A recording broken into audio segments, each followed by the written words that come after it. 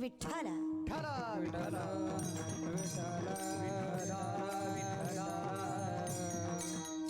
बाकीच्या गोष्टीला हो माणसं काय पैसे खर्च करायला लागले लग्नाला ते तर आता नाव काढायचं नाही. इस्टेट फुकत्याल पण लग्नच मोठं करतील. बापरे काय करायचंय. अरे जी 4 माणसं तुमच्या लग्नाला येतात ना ती 4 माणसं तुमची आहेत याची तरी तुम्हाला खात्री आहे का? तुमच्या वाईट काळात ते तुम्हाला हातभार करणार आहेत का? तुमच्यावर कर्ज झाल्यावर ते तुम्हाला काही पैसा देणार आहेत का? नाही. त्या गोष्टीमध्ये कशाला गुंतताय? करा की साधं लग्न. पांडुरंगा रुक्माईच्या समोर जा आणि बाईना वचन घ्या. त्या मुलीला वचन घ्यायला लावला की जशी माझी रखमाई 28 युग त्या पांडुरंगाच्या पाठीमागं उभी राहिली तशी सामर्थ्यानं तू या विठ्ठलाच्या पाठीमागं उभा राहा. झालं तुझं लग्न. बाकी कुणाची चिंता करू नकोस. कौतुक वाटतं मला. आणि शिकाना जरा पंढरपुरातनं 28 युग ती रखमाई पाठीमागं उभा राहिली त्या पांडुरंगाच्या. तिलाही म्हणता आलंच असतं की का रे विठ्ठला 28 युग तुझ्या पाठीमागं कधी वळून तरी बघितलंस का रे माझ्याकडं? प्रत्येक भक्तासाठी पळत जातोस. आई होतोस, बाप होतोस, भाऊ होतोस, चुलता होतोस. आमच्यासाठी काय केलंस रे विठ्ठला? अरे सख्खी बायको मी तुझी तुझ्या पाठीशी उभी राहिले तरी तुला काळजी नाही. अरे दुसऱ्याचं दुःख सहन करतोस म्हणे. माझ्या दुःखाचं काही ते कधी कळलंच नाही. पण खरं सांगू अशी रखमाई कधी म्हणलीच नाही. कारण रखमाईला माहित होतं देवाने जवळ उभा करो न करो पण विठ्ठल माझा आहे आणि माझा विठ्ठल मला सांभाळल्याशिवाय राहणार आहे. आणि रखमाईच्या याच विश्वासावर विठ्ठलही म्हणतो रखमाईला, रखमा तू तक्रार करत नाही म्हणून तर माझा संसार चालतो. अगं तू माझा संसार सांभाळते हे मला माहीत आहे म्हणून तर जगाचा संसार सांभाळायची माझ्यामध्ये ताकद येते. नाही तर मी कुठं तुझ्यात गुंतलो असतो. मला माहित आहे तू माझं सांभाळतेस म्हणून मला विश्वाचं सांभाळता येतं. ही माझी पंढरी तुझ्या हातात आहे म्हणून विश्वाचं दुःख मला सांभाळता. हा कधीच विचारच नाही केला माहिती आहे आम्ही. कधीच नाही. म्हणून माझी विनंती हा सोहळा अनुभवा. हे सुख अनुभवा. या सुखाच्या पलीकडे बाकी सगळी सुख खोटी आहेत. या सुखाच्या पलीकडे बाकी सगळी सुख नेऊन आहेत. सुखच पाहिजे ना फक्त पंढरपूर. पंढरपूरला गेल्यावर जे सुख आहे जाता पंढरीसी सुख वाटे जीवा. सर्व अलंकार आनंदेरभर डोलत असे कधी सदा नाम घोष करू हरी कथा. तुझ्या नामातच सुख आहे. तुझ्या पंढरपुरातच सुख आहे. हे जर सत्य नसतं तर संपत्तीवान तो बारा आहे सगळं सोडून पंढरीच्या मार्गाला लागलेच नसते. संपत्तीवान ज्ञानोबार आहे. ज्ञानोबार आहे पण काही गरीब नव्हतं. ज्ञानोबारायांच्या पंजोबा महाराष्ट्राची राजधानी देवगिरी असताना मराठवाड्याचे पंतप्रधान होते. काय सामर्थ्य किती पैसा म्हणावा. पंतप्रधान कळतो तुम्हाला. मेन महाभारताच्या काळात भारताचे विदुर हे पंतप्रधान होते. त्या विदुराच्या इशाऱ्यामुळे पांडवांचा जीव वाचला. कारण पांडवांसाठी लाक्याचा महाल बांधला हे फक्त विदुरालाच माहीत होतं. आम्ही इतक्या चुकीच्या संपत्तीमध्ये गुंतत चाललो आहे. इतक्या चुकीच्या मीपणामध्ये गुंतत चाललो आहे. अहो आम्हाला कीर्तनामध्ये एखादं पद असेल तर कीर्तनात सुद्धा बसायला खुर्ची लागते.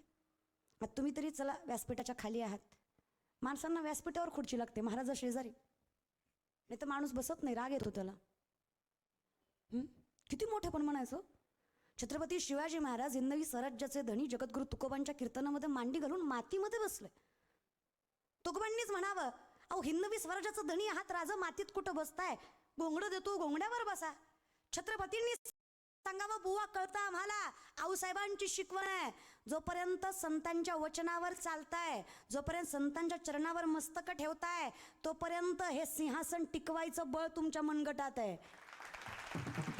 ज्या दिवशी तुम्ही संतांची अवहेलना कराल संतांपेक्षा स्वतःला मोठे समजायला लागाल त्या दिवशी तुमच्या सिंहासनावर बलता बसल्याशिवाय राहणार नाही हे कळतं आम्हाला तुकोबा. म्हणून तो तुमच्या चरणाशी बसलोय. कोणाच्या चरणावर मस्तक ठेवावं आणि कोणाला चरणावर मस्तक ठेवायला लावावं हे ज्यांना कळावं त्यांना छत्रपती शिवाजी महाराज म्हणावं. उगाच हिंदवी स्वराज्य उभं राहिलं नाही हो. एवढी नम्रता होती त्या माणसांमध्ये. काय नम्रता आपल्याकडे. घरात एखादी असली सुनबाई तेवढीच नम्रता. बाकी काय आपल्याकडे नाहीच आहे. आपल्याला खूप तुम्ही काय आणि मी काय फार ॲटिट्यूड. अहो माणसं कधीच उपकाराची जाणीव काढल्याशिवाय राहत नाही. मला नवल वाटतं आता वारीत चालायला लागलं की नाही महाराज एक ती पाया पडायची एक लय मिठी असते. तुम्हाला एक सांगू आमच्या सख्यांच्या पाया पडून तुम्हाला काहीच मिळणार नाही. एकदा माऊलींच्या समाधीच्या पाया पडा. अख्खं आयुष्य सुखरूप झाल्याशिवाय राहणार नाही, तिथे पाया पडा.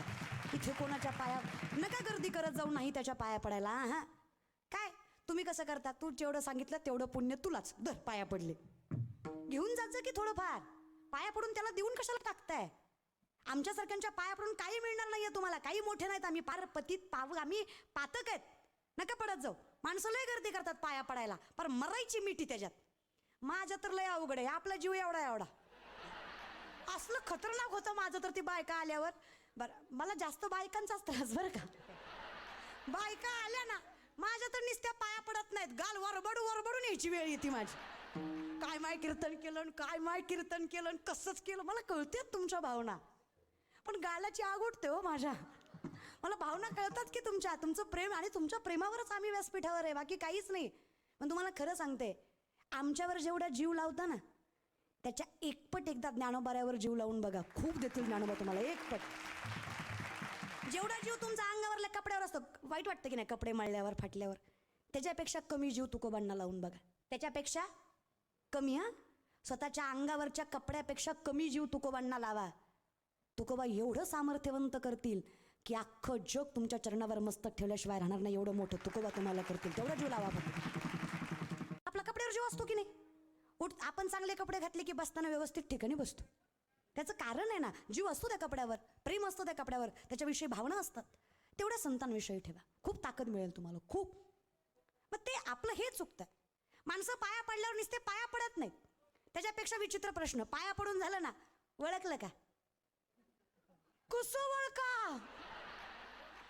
दिवसात 2 कीर्तनाला हजार बी माणसं धरा, 2000 माणसं रोज भेटतात. कसं ओळखा? आम्ही काय देव ऋषी होय? कसं ओळखा तुम्हाला? बरं त्याच्यात बी जर म्हणलं त्यांचं मान राखाय, ओळखिलं